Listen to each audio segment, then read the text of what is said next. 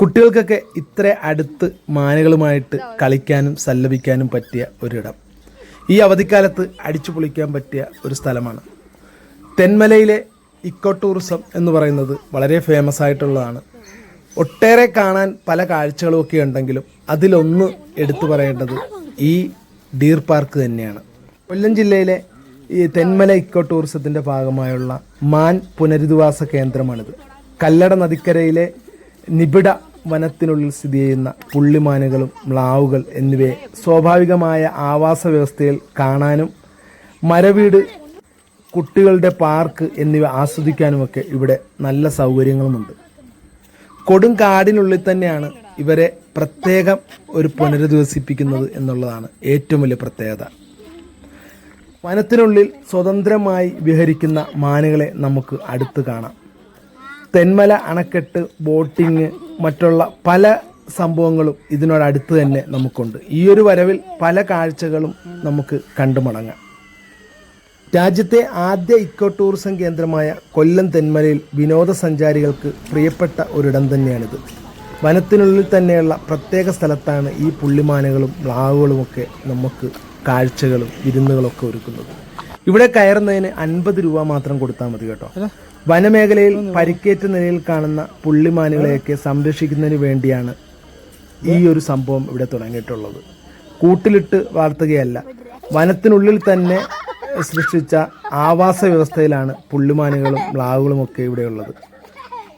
ശെന്തുരണി വന്യജീവി സങ്കേതത്തിന്റെ ഭാഗമാണ് ഈ പ്രദേശം.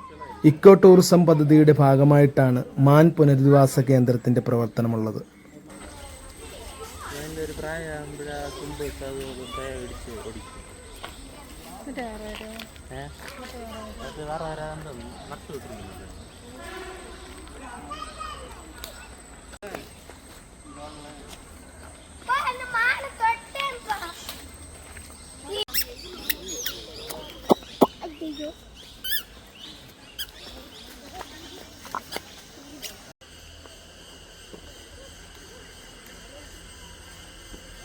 ദിനംപ്രതി ഒട്ടേറെ ആളുകളാണ് കേട്ടോ ഈ കാഴ്ചകൾ കാണാനായിട്ട് വന്നു പോകുന്നത്. ഇപ്പോൾ സത്യം പറഞ്ഞാൽ സീസൺ ആയതുകൊണ്ട് തന്നെ ഇതുപോലെ ഗ്രൂപ്പുകളായിട്ടൊക്കെ വരുന്നുണ്ട്.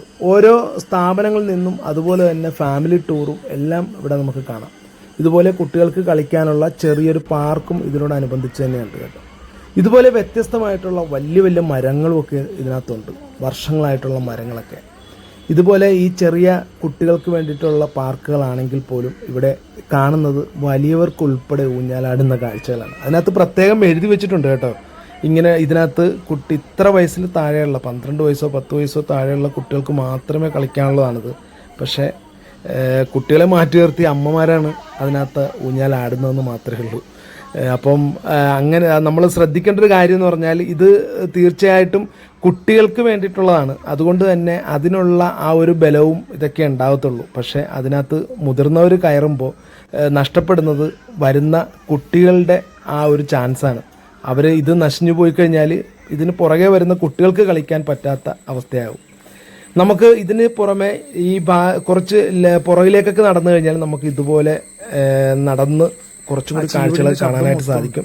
അതിലുപരിയായിട്ട് ഒരു വനത്തിൻ്റെ എല്ലാ പ്രതീതിയും ആ ചീവീടിൻ്റെ ശബ്ദവും എല്ലാം നമുക്ക് ഇവിടെ ലഭിക്കുന്നതാണ്. പക്ഷേ കൂട്ടം തെറ്റി പോകാതെ നമ്മൾ ശ്രദ്ധിക്കണം. കാരണം തൊട്ട് അടുത്ത് തന്നെ ഒരു അരുവിയും കനാലും ഒക്കെ ഉണ്ട്. അതുകൊണ്ട് തന്നെ വരുന്ന ഒരു കുട്ടികളെയൊക്കെ ശ്രദ്ധിക്കേണ്ടതുണ്ട് കേട്ടോ. അപ്പോൾ എന്തായാലും ഈ ഒരു അവധിക്കാലം ഈ ഒരു സ്ഥലത്ത് വന്ന് നിങ്ങൾക്ക് കാണാം.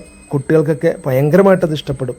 കാരണം ഈ ഒരു മാനുകളെയൊക്കെ ഇത്ര അടുത്ത് നമുക്ക് തൊട്ട് തലോടിയൊക്കെ പോകാൻ പറ്റുന്ന ഒരു സ്ഥലം തന്നെയാണ്. അപ്പക്കുടുക്ക എന്ന് പറയുന്ന മരം അറിയാം. അപ്പക്കുടുക്ക കണ്ണപ്പന് ചിരിവൻ. ഇതാണ് അപ്പക്കുടുക്ക എന്ന് പറയുന്ന ആ പേരിലുള്ള മരം, അപ്പക്കുടുക്ക. എന്താണ് ചീനി മരം, എന്നാ വലിപ്പമെന്ന് നോക്കിയേ. നമ്മളിത് ഇതുവഴിയാണ് പോയത്. എന്നിട്ട് നേരെ കറങ്ങി നമ്മളിത് ഇതുവഴി ഇങ്ങനെ തിരിച്ചു വരും.